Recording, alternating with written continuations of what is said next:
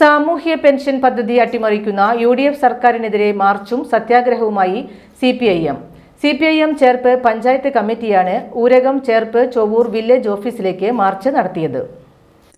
CPM ജില്ലാ secretariat അംഗം PK Shajan സത്യാഗ്രഹ സമരം ഉദ്ഘാടനം ചെയ്തു.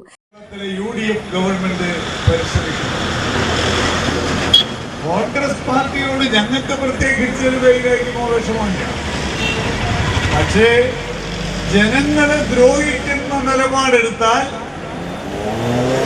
മുഴുവൻ ശക്തിയും ഉപയോഗിച്ച് അതിനെ ചെറുക്കും എന്ന കാര്യത്തിൽ തർക്കമില്ല. ഇപ്പോ ഇവിടെ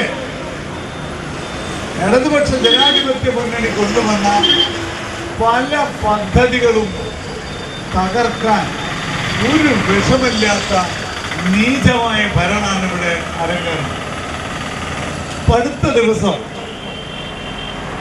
സ്ത്രീകൾക്ക് സുരക്ഷ നൽകുന്ന ഒരു പദ്ധതി LDF നടപ്പാക്കിയത് തകർത്തു.